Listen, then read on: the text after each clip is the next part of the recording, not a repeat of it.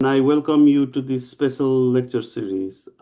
With a special request from our fellows, today we are having a special seminar on publishing mixed methods studies. Before we get started, some housekeeping. A big shout out to Pratiksha Paudel and Archana Pokhrel, both of whom are here, who helps us with the logistics of our program. Just keep in mind that everybody, stay muted. We will entertain questions towards the end of the seminar. That way it's more efficient. Fellows, if your Wi-Fi and internet connection allows, I know some of you may not have that, but please leave your camera on during the seminar. And for other guests, please put your name and affiliations on your screen so that we don't have any crashers and we know who you are. Okay, and then again, everybody please stay muted. All right, as for our special speaker, we have Dr. Arati Maleku, who will be presenting the seminar today. She's an associate professor at the Ohio State University College of Social Work. She's currently the president of NACA, but that is not why she's presenting today. She actually is a social work scholar activist with expertise in mixed methodology. Her research focuses on how social and structural determinants of health shape migration, social rights, and health equity among translational communities, specifically in immigrants, refugees, and also international students in the US. She has over a decade of practice experience spanning grassroots organizations and philanthropic sectors in both Nepal and United States. Just to mention a few of our involvements, besides being the president of NACA, Dr. Maleku is also the co-founder and president of Nepal Rising, a non-profit organization that's been doing awesome work in the communities in Nepal. She also serves on the board of directors of the Society for Social Work and Research. She's also the chair of the South Asian Social Work Educators Association and member of the Council of Social Work Education's Diversity Commission. She currently serves as associate editor of British Journal of Social Work.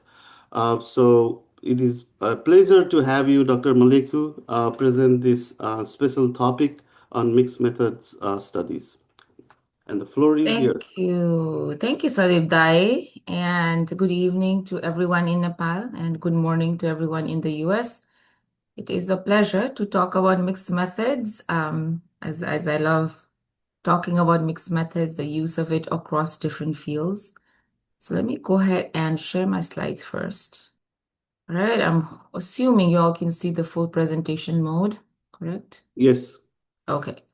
So what I thought I'd do today is start out with, in the next hour or so, talk about a quick overview of mixed methods research, assuming that you have knowledge of mixed methods research, but might not have gone into much detail throughout the lectures, right?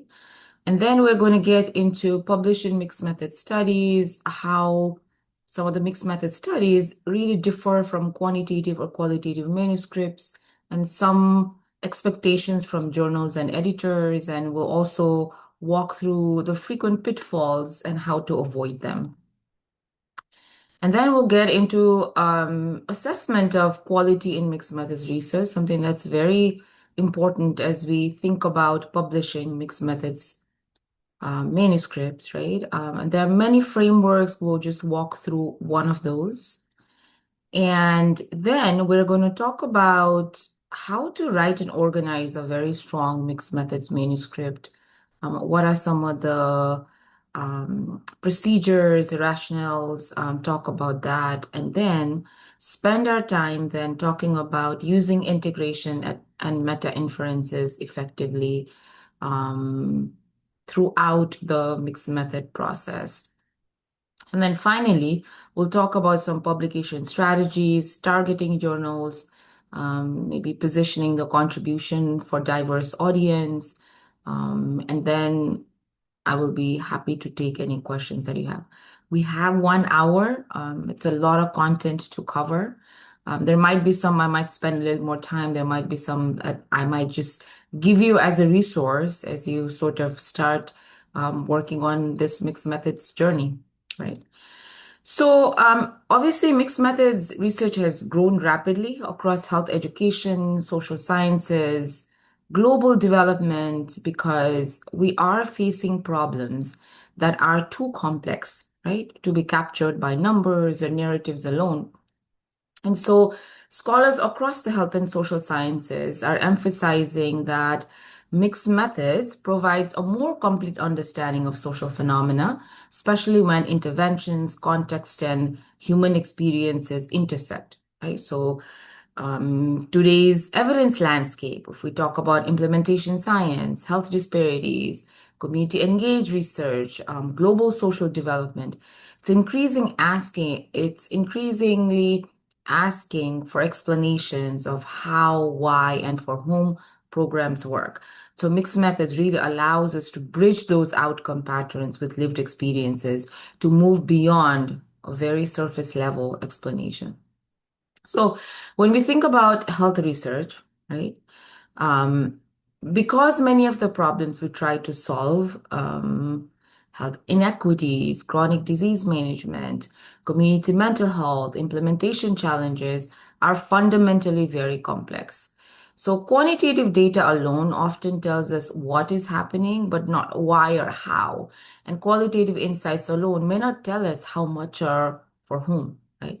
So mixed methods research is essentially bringing these together, right? It helps us capture complex health phenomena.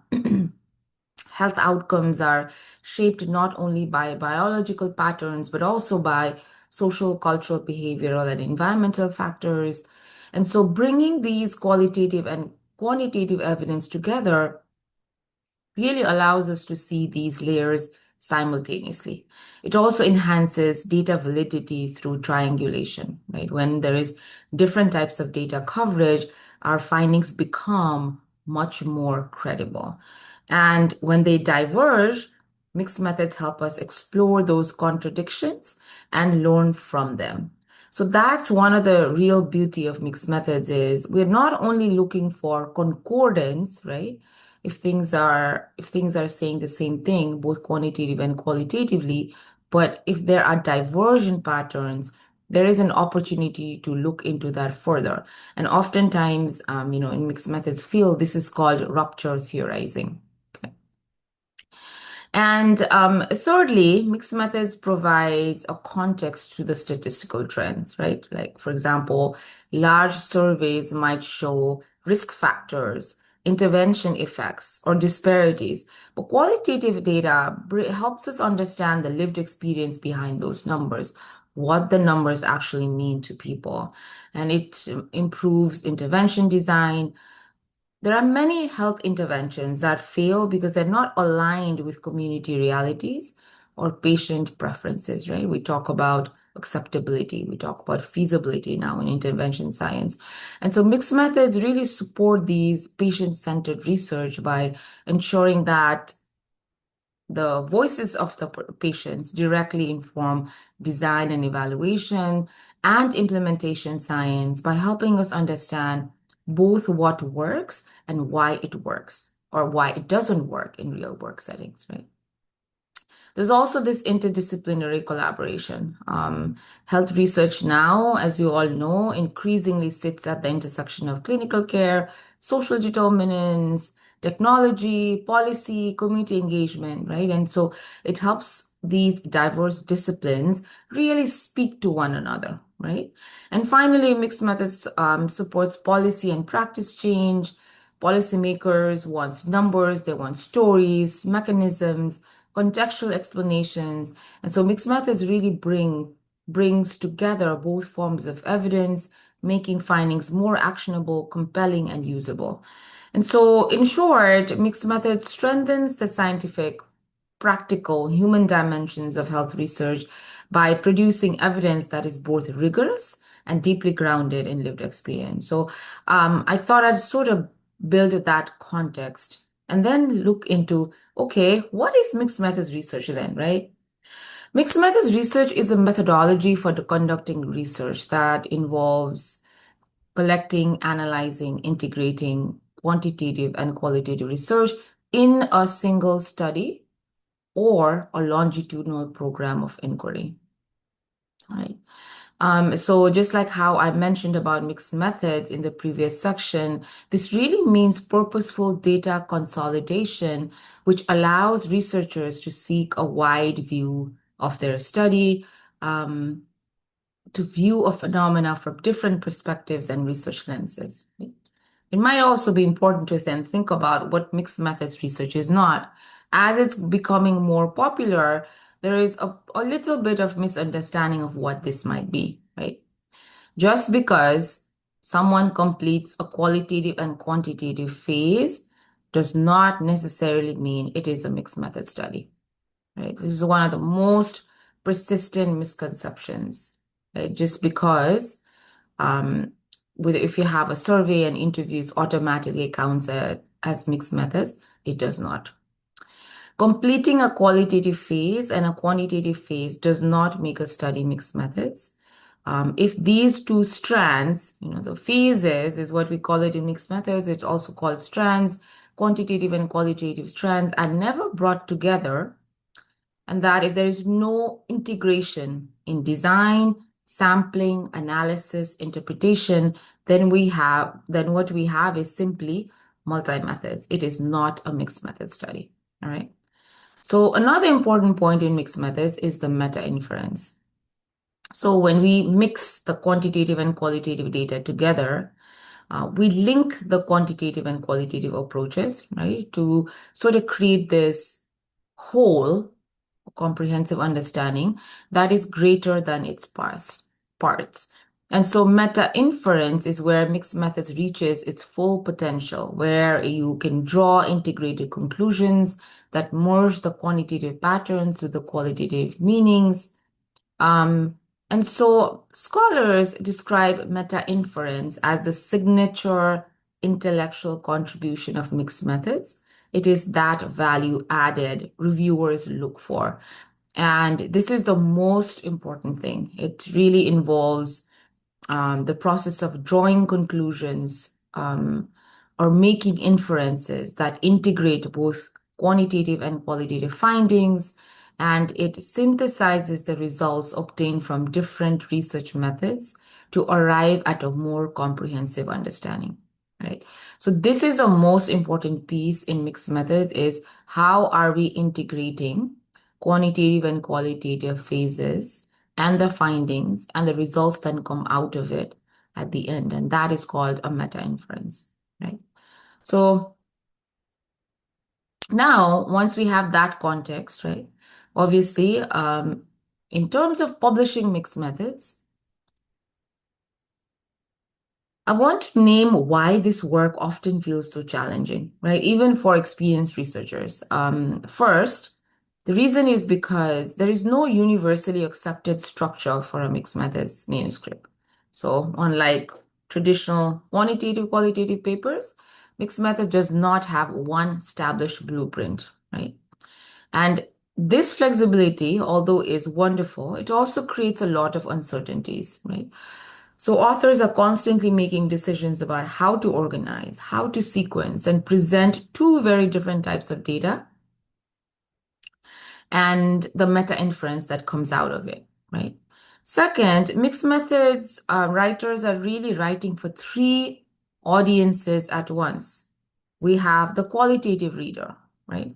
We have the quantitative reader and the mixed methods reviewer who is specifically looking for integration. And each group comes with their own expectations, right? There are language and conventions in different methodologies. And our job is to meet all three without privileging one strand. Thirdly, there are high expectations for transparency and integration. Reviewers are constantly expecting clear, explicit explanations of how the strands connect in design, in sampling, in data collection, analysis, and your interpretation. So it's not enough to have two data sets. We must show how they meaningfully inform each other. And that leads to the fourth challenge, the writer's block, right? Which often emerges because integration is cognitively demanding. It requires us to synthesize, reconcile, explain complexities, and sometimes contradictions across different paradigms, right? Because we have the quantitative and qualitative paradigms in a very different aspect. There's a positivist and there's a constructivist paradigm. And mixed methods really works with a pragmatist paradigm. And so this is often the point where people get stuck. And finally, reviewers are going to ask, where is the mixing? Why was it needed? What did it add? Right? Um, Reviewers are constantly looking for explicit description of mixing, right? A very defensible rationale for the methodological decisions and very clear meta-inferences that demonstrate the added value of using mixed method. So when scholars say mixed methods writing feels harder, they're right. It is. And so today's session is really designed to equip you with the frameworks and strategies to meet these expectations with confidence. Now, sort of let's look at when we move into publishing, they are obviously evaluated differently from single papers. And these are some of these sort of 6 standards that are essentially what journal editors and reviewers use as their mental checklist, right? The first is a clear rationale for why mixed methods was necessary, right? I often meet students and young researchers that often say, I want to use mixed methods, that's why I'm using mixed methods for my research. No, is your research question asking you to use mixed methods, right? So there needs to be a clear rationale, and reviewers want to see why your study truly required both qualitative and quantitative approaches. And this justification should be very explicit, not implied. It should be tied directly to your research problem and questions. Okay, that's the first thing. I often talk about the justification for mixed methods, and that's what it's talking about. Second, editors and reviewers look for a transparent design. That means you name your design. For example, is it an explanatory sequential design? Is it a conversion design? Is it one of those advanced designs in mixed methods? And then you fully justify that choice, right? And that design should be visibly aligned with your research questions, your sequencing, and your priority decisions. So in terms of sequencing, think about what phase comes first. Is it the quantitative or qualitative? And are there other advanced designs you are using, right? For in mixed methods, there are advanced. Okay. So I was talking about making sure that the design is visibly aligned with your research questions, your sequencing, and your priority decisions. Oftentimes, because we are using quantitative and qualitative approaches, we need to think about what makes sense in terms of priority, right? What should you sequence first? Is it the mixed methods is it the qualitative that informs the quantitative or vice versa? Or are you using some of those advanced designs, for example, intervention design, or designs with community-based participatory research approach, or some of those other transformative frameworks, right? Is it a multi-level design if you are looking at a socio-ecological approach of looking at things? So those are very important decisions to make. You need to have a transparent design. Oftentimes, one of the things that really helps is having a procedural diagram. Because it's so complex, it's always a best practice to use a procedural diagram, and I'll show you what that looks like a little later. And thirdly, a strong mixed methods paper has high quality, qualitative and quantitative strands, right? They do not want to see one robust strand and one underdeveloped strand, okay? So both components really need to stand on their own in terms of rigor, sampling, analysis, and trustworthiness, right? So you have to follow and meet all the standards of quantitative design and also the same for qualitative design. Because mixed methods is fundamentally about multiple points of integration. There needs to be rigor in terms of sampling, analysis, trustworthiness across both the components. And integration shouldn't just happen at the end. Editors and reviewers expect to see it at the design stage, in data collection, in sampling, in analysis, right? And especially in the interpretation phase. So this sort of clear mixing at several stages really distinguishes a true mixed method study from two parallel studies. Okay. And then finally, you have your conclusion that should include meta-inferences. These are integrated interpretations that emerge from bringing the quantitative and qualitative findings together, right?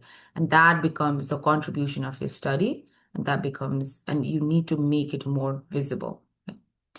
Reviewers are constantly wanting to know, what do we learn because you have a mixed methods findings, and that we would not have learned otherwise if we had done quantitative and qualitative studies alone, right? So that is important. There are certain reporting guidelines. One is called the GRAMS, right? Good research practices in mixed methods. And there are also some journals might also provide some journal-specific norms. GRAMS, which we will go through that a little later, provides this structure for articulating justification, design, integration, limitations, and that added value. And so journals increasingly expect authors to reference these standards and demonstrate adherence to the best practices, right? So when all these 6 elements are present and visible, your manuscript immediately signals coherence, rigor, and methodological competence to reviewers. All right. So let's quickly go through what journal editors want, and this might also be across fields, right? Like across fields and across different qualitative or quantitative approaches as well. So it's really important to understand that journal editors are scanning for what are they scanning for first when they read a manuscript, right? And the first thing they look for is whether the topic feels innovative or timely. Is it a hot topic, right? They want manuscripts that speak to current debates, emerging issues, novel methodological contribution. And mixed methods work is incredibly well positioned for this because it can capture the complexity and nuance than single method studies that they often miss. Okay. There is the consideration for likelihood of citation, right? So it might sound very blunt, but journals track impact metrics and they prioritize submissions they believe will be read, shared, and cited. So that's very important. And then they're constantly looking for strong methodology, right? This means each strand, as let me reiterate, qualitative and quantitative, is it rigorous on its own? And is it integrated? Is it well thought out and clearly articulated? That is very important. Any sort of methodological sloppiness or there are missing details, unclear design justification are major reasons why mixed methods paper in specific get rejected. Okay. Fourth, editors value clear and concise writing, even when most complex mixed method design must be communicated in a way that is readable, coherent, well structured. And so remember that clarity signals competence, and it shows that the authors understand their own design well enough to explain it, right? So that's extremely important. Editors expect adherence to reporting guidelines. There's Consort, Strobe, Prisma, Square, grams, and so on. And if you actually link, this is linked to that equator network, you should be able to see, as it's a centralized source for all of these guidelines. So when I provide the slides, you can use that as well. And finally, editors want a measured interpretation of results, right? They want conclusions that are grounded in the data, that acknowledge limitations, avoiding exaggeration and showing awareness of methodological nuance. Sometimes overclaiming or overgeneralizing is a major red flag. So when you're preparing your mixed methods manuscript, think about how you can align your work with these expectations. And the key takeaway here is that rigor and clarity, but also innovation, right? Clear writing, strong methodology, and measured interpretations. So these should be extremely helpful as we work with our mixed methods data. There are some common pitfalls, right, across manuscripts submitted in health, education, social sciences. And these are some recurring problems. They aren't random. They really reflect where mixed methods rigor most easily breaks down.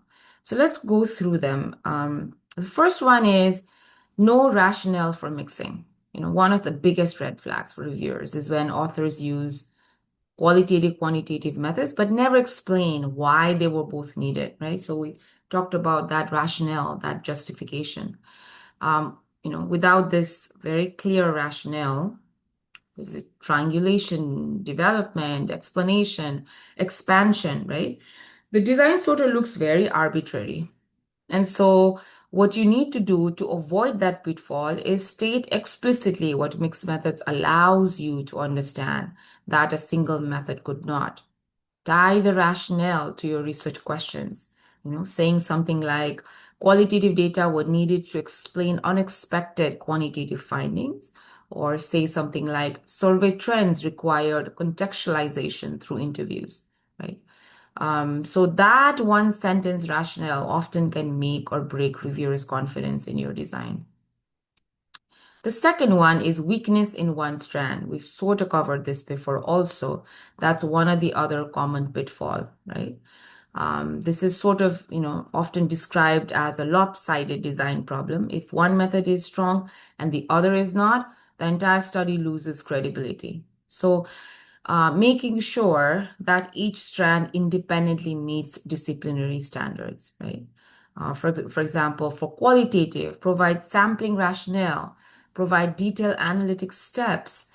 Maybe it needs some reflexivity, right? And trustworthiness strategies. For quantitative design, address these assumptions. What are some of the sample size adequacy, measurement validity, analytical rigor, right?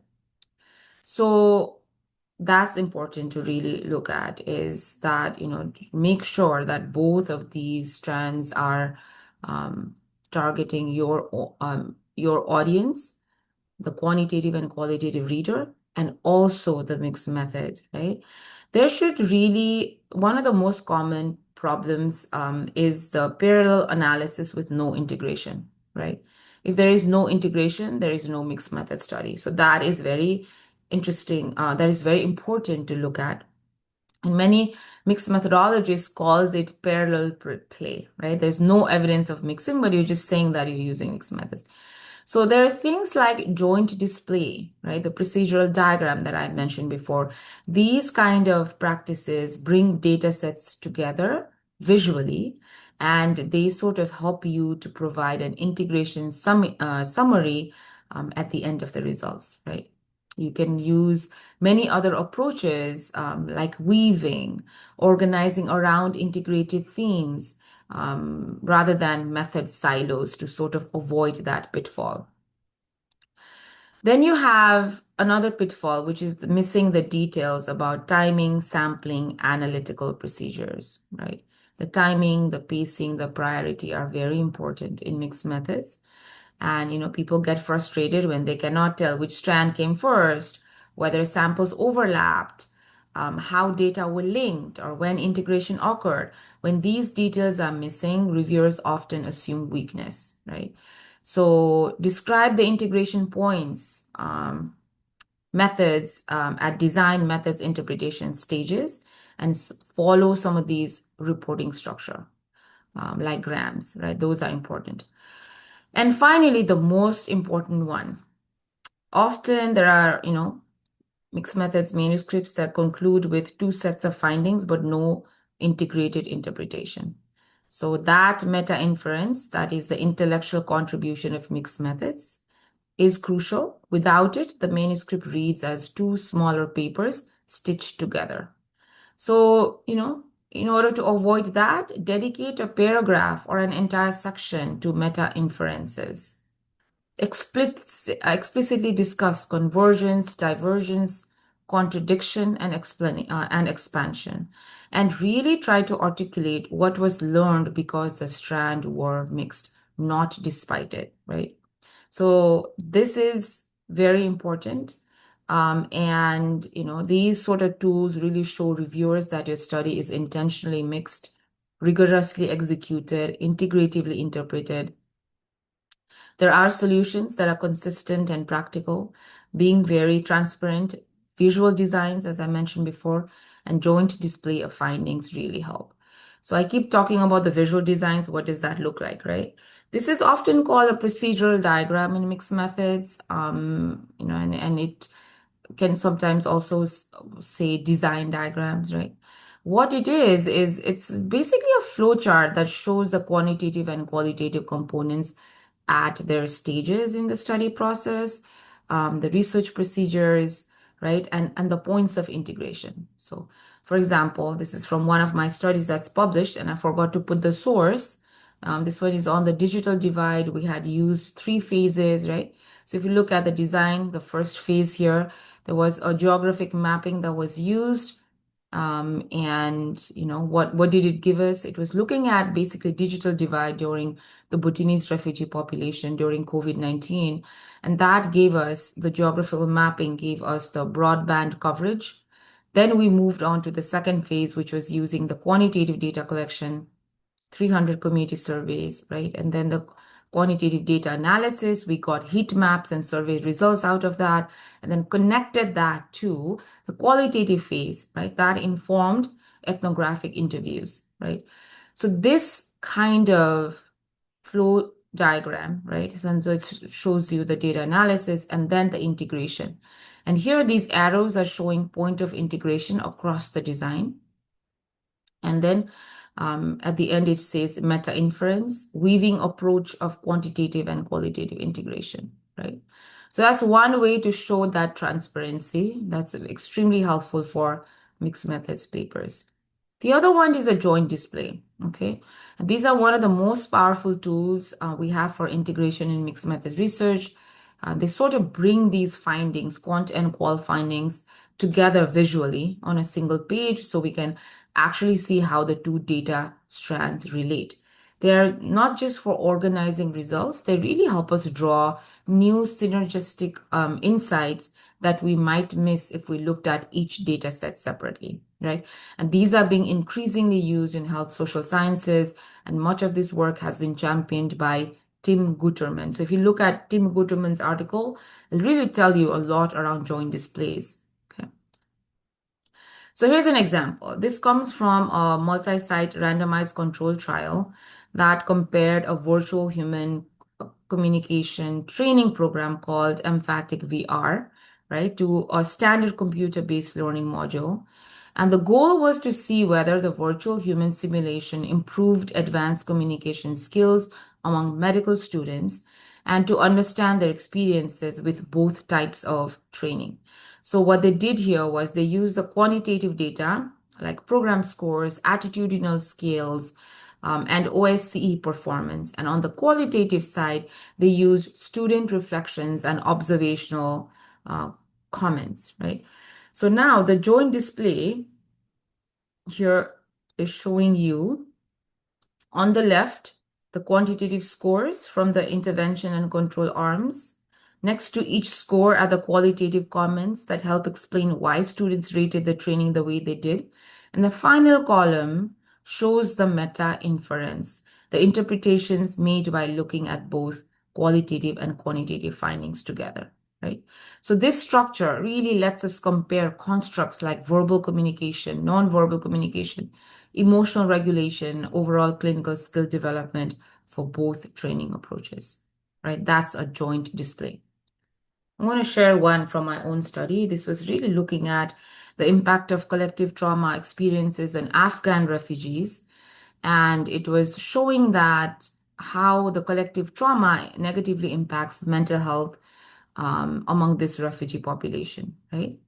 And we wanted to really say that collective trauma must be addressed at the community level because a lot around mental health is really looked at from an individual standpoint, right?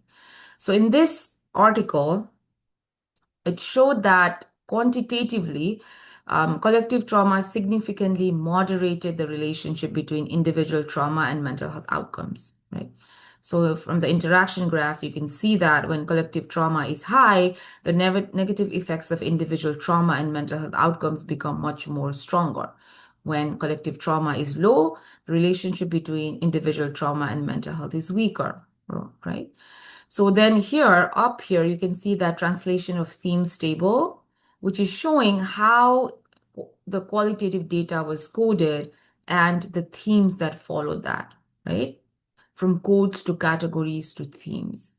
And then we then did a joint display here that is showing the construct, right? The quantitative results and the qualitative, and also the meta-inference, which is showing that the impact of collective trauma experiences among this population negatively impacts their mental health in the post-migration context, and that collective trauma must be addressed at the community level to improve well-being outcomes among the population, right? So it brought all the quantitative, qualitative, and also the meta-inference together. Okay. That then takes us to looking at how do we assess the quality, right, of mixed method research. There are sort of several frameworks. One of the ones that is extremely useful for manuscript writing is by Elizabeth Creamer, and this is called the Mixed Methods Evaluation Rubric. Okay. So at a high level, this rubric is basically asking, are authors transparent about why they used mixed methods, right? Transparency about the reason for using mixed methods. Is there a meaningful mixing across the research process, not just at the end, right? Do they engage multiple perspectives and interpretive lenses? And do they show how strong methodological grounding in qualitative, quantitative, and mixed method research, right? We can very quickly walk through this. Here, the first criteria, which is very central to evaluating mixed methods, is the transparency, right? The design transparency, naming your design, the data transparency, providing very explicit detail about how you collected data in each strand, the steps you took during analysis, right? Interpretive transparency, where you make visible how you moved from data to the meaning, right? And then finally, reporting transparency, which is about documenting your procedures clearly and consistently, so that readers can really trace how every finding connects back to the data source. Right? The second one is looking at how much mixing actually occurs across the different phases of the research process. It really goes beyond simply having a qualitative strand and a quantitative strand. It's asking us to document where and how those strands connect. Is it at the design level, right? Showing that mixing was intentional from the beginning. Whether samples overlap or inform one another, how are you integrating the sample? And then especially, how are you integrating data collection, right? This is very important if we are using some of these sequential designs, right? Analysis integration, where qualitative and quantitative insights are combined, compared, transformed. There are also data transformation strategies where the numbers are transformed into words and the words being transformed back to numbers, right? And that's like one whole session. So it's called data transformation. I should note that that's not just limited to mixed methods, but one of the linking procedure is also data transformation. And then we have interpretation integration, which is where your meta inferences come in, linking both of these. And so the key message here is that integration is not side-by-side reporting. It means creating very meaningful connection between these strands that advance understanding. And studies that show evidence of mixing across all stages are viewed as the strongest examples of mixed methods research. Right.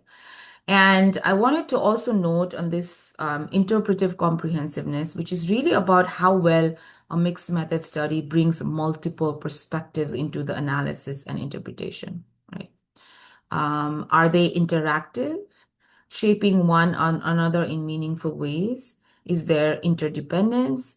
How does that strongly connects and emphasizes the importance of reflexivity, right? So it's normally called paradigmatic awareness because um, you don't force consensus, right? They are transparently navigate complexity. You're just like how in quantitative we're saying we have to test this hypothesis. Is it supported?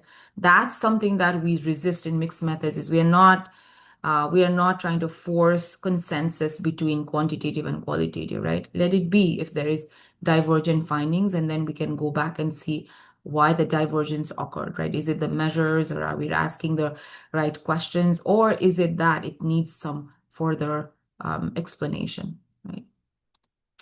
And then we have methodological foundation. It's really about demonstrating expertise in the methods you're using, right? Reviewers are constantly expecting mixed methods authors to show clear familiarity with qualitative, quantitative, and mixed methods literature, just not one strand. And so a strong mixed methods manuscript demonstrates that the authors understand the methodological debate, right?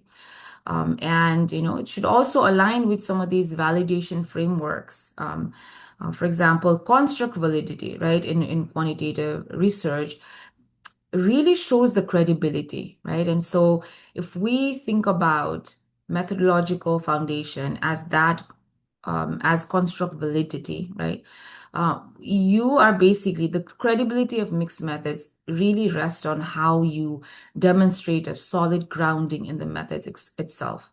So these are important to think about when we say methodological foundation. It's really pointing to this same idea that your methodological decisions must be justified, informed by the literature, and clearly connected to how you produce and interpret your findings, right? We've got 15 minutes, so I'm going to now talk about how to write and organize mixed methods manuscript, right? So one of the things here, articulate the gap and show why mixed methods is needed, right? And that's in the introduction. In methods, describe the design clearly with a diagram and specify those integration points. In results, try to use that joint displays or weaving, right, to present the integrated insights. And then in the discussion, present meta-inferences explicitly, highlight what mixing revealed that single method approaches would have missed. So it should appear, integration really needs to appear throughout. So because there is no correct structure, these are some of the things that we are constantly using. This is an article by Leach 2012, a helpful resource for you all. And this on the side, this is a report that we have published. I'll make it available to everyone. It shows how sometimes it's not just about writing peer reviewed. Sometimes we also need to look at reports for different stakeholders, right? And how can we present these findings in a very understandable way? So again, organize the manuscript based on design, research questions, timing, integration, use visuals, prioritize clarity, creativity, and accessibility. Right? One of the other things that I talked about before is the grams, right? Good reporting of a mixed method study. And it's one of the reporting standard, um, most widely recognized guidelines for writing mixed method studies. And it really helps you ensure that manuscript is not only methodological strong, but also communicates that strength in a clear and very transparent way. So as you are preparing or evaluating mixed methods paper, think about these core elements: justification for mixed methods, description of the design, transparency in sampling data collection analysis for both strands, address any limitations that arise because you are mixing methods, right? Because it could be timing mismatches, sample misalignment, challenges in merging quantitative, qualitative data. And then finally, the added value, which is that meta-inference we talked about.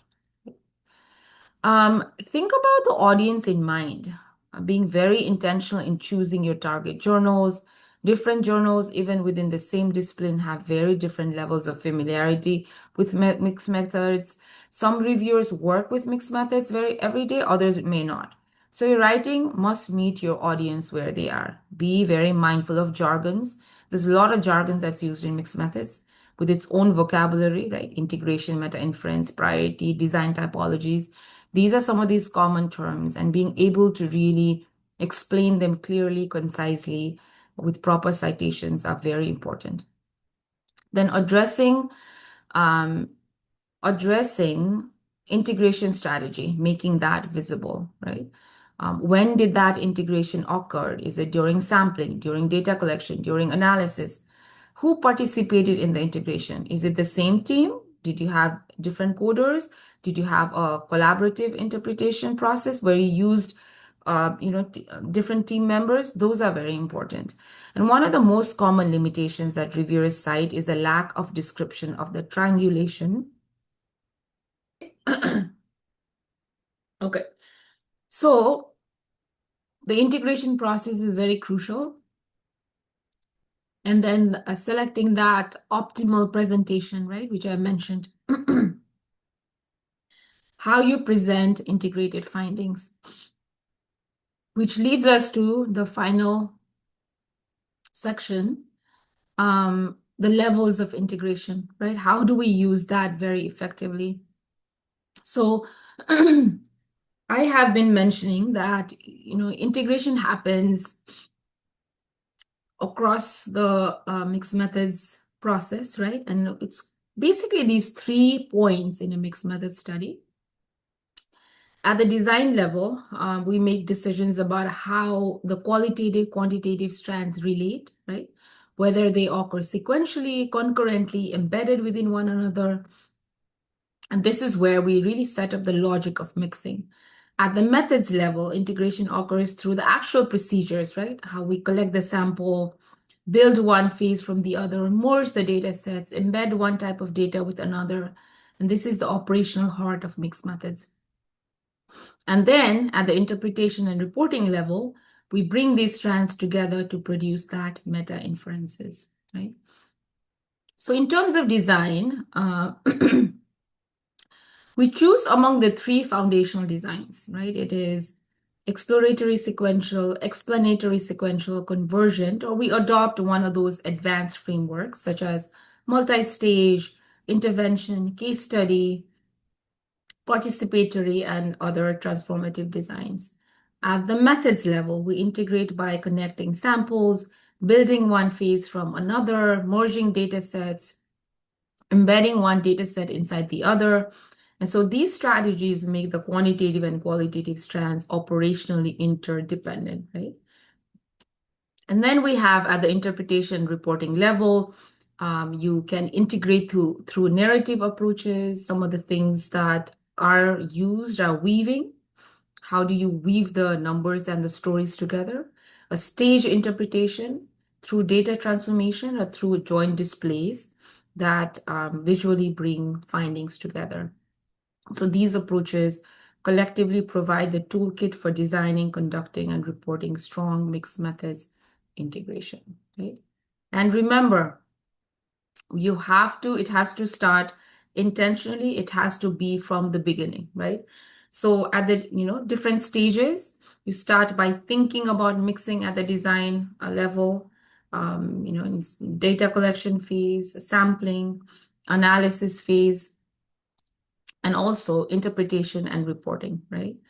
So hopefully I wanted to put this to sort of give you one visual picture of how the mixing occurs throughout the research process. And so in terms of publication strategies, then, think about the dissemination plan, right? Create a very strong team discussing different strategies and the key issues that are relative to mixed methods research. One of the best part is that mixed method studies naturally produce multiple publishable outputs, right? You can publish a mixed methods paper. There can also be qualitative and quantitative papers. So really strategically thinking about this arc strengthens your scholarly visibility, right? And it really demonstrates mastery across these strands. And so there are multiple types of papers that can be published, right? It can be empirical papers that, it can be novel methodology papers that you can produce. It can also be theoretical papers, right? And there are commentaries, very short, reflective pieces. The key point is one mixed methods project does not equal one paper. If you plan this very intentionally, it can become an entire publication portfolio, empirical, methodological, and conceptual, right? So really think about, how you can co-publish, and publish a quantitative or qualitative separately. And this is a very interesting article that actually talks about the stage publication. One example I wanted to give you is like this is a project that I had worked on with African refugees in collaboration with Louisiana State University, and look at the papers that were produced from this one project. And that does not even include the conference presentations and the local presentations that we did, right? So it is very crucial. And there was even a novel design that was produced. You'd see number 2 there, and it was produced in the Journal of Mixed Methods Research. So how one project offered multiple entry points is what I'm trying to show here. And then there are different journals that publish mixed methods, right? Like if you are looking at methodological, these are some of these journals. Journal of Mixed Methods Research is the go-to journal. And there can also be dedicated journals across different disciplines, right? These are some of the ones in health sciences that really use a lot of, I'm looking at international journals, right, that do publish mixed methods papers. And so it can also be very specific to your discipline. But this is, think about really positioning your contribution. You should explicitly show that in the abstract introduction. Make sure that mixed methods value add is very explicit. And again, if the editor cannot see your integration from the abstract, the paper may not even make it to the review. So again, I leave you with thinking about publishing rigorous mixed method research is really about transparency, coherence, demonstrating the unique insights that emerge from the integration. Mixed methods obviously gives us a richer, more nuanced understanding of complex social problems. And when we report it well, reviewers can see the full strength of that approach. Right. So with that, I can take any questions. I know that was very fast, a lot of information. There is a question in chat from Yashu. Is it okay to use qualitative focused reporting checklist with correct for a qualitative dominated mixed method study? Absolutely, as long as you can justify that. So because there is really no sort of go-to kind of thing, there are all these best practices, right? I mentioned before, there's no, you have to do this, not very linear, just like qualitative or quantitative. As long as you can make the case that this is a qualitative focused priority, is what we call it in mixed methods, you could use the correct checklist and show why that adds value to the overall mixed methods study. Right. Yeah, there is another question from Yasu. Can you please explain to the group what is positivist? I mean, you can ask yourself, you're still here. Yeah, positivist, constructivist, and pragmatic paradigm, right? So positivist is related to quantitative methodology a lot, right? And so it's basically saying that, there is one truth, and that, if we can see and observe, right, that's when we say that this is real. That's sort of this, in a very simple way, positivist paradigm. Then we have the constructivist, which is saying that there is no single reality, and that, things are biased, and that's why we use people's explanations and assumptions and their lived experience that forms that reality, right? That's a constructivist approach, which is used a lot by qualitative sort of designs or approach. And then we have the pragmatic paradigm, which is the mixed methods paradigm. And so what we are saying in a pragmatic paradigm is it is really not about mixing these paradigms, because think about a research project, right? Things are not so positivist and so constructivist. It sort of falls in a spectrum, right? So sometimes it might look like it's a more positivist. Sometimes it might look like it's a qualitative dominated, a little more constructivist. When we bring them together, right, it's on a spectrum. And so, there's this ongoing methodological debate on mixing of paradigms and mixed methods, which sort of might not be as relevant today as we've done a lot of work in mixed methods itself. Um, but it operates by pragmatic paradigm that what works to answer that larger research question that's very complex. And because these paradigmatic ideas fall on a spectrum, we use a more pragmatic approach to things, right? So I hope that explains in very short, but this is one whole session that I provide on the paradigm. Anything else? Any other questions? Absolutely. This is need more explanation on integration. How can we do that with design method analysis with some examples? So that's again, this was focused on writing manuscripts, right? So I sort of tailored it to that. But in terms of design, in that last slide I showed you with design, there are these three core designs and then advanced design, right? And then we have the method. How are these two strands talking to one another? Is it a priority you're giving is to the quantitative first, and that's informing the qualitative? For example, let's say you're looking at a survey and there are some very unexpected findings in the survey, and you want to investigate more. And so that informs the qualitative approach where your interview questions or your focus group discussion guide is informed by some of these outlier findings, and that then you get deeper into that, right? So there is that integration there, right? And then at the analysis, how are you bringing those together? Is it weaving? Are you saying some story and you're saying, this is what the numbers say, this is what the qualitative findings say, and then you come up with a conclusion there? Or are you putting this separately and then bringing it together, right? So there are ways of doing that. So check back to that sort of big table that I showed you that will help you think about these. But it also requires to conduct mixed method studies yourself, right?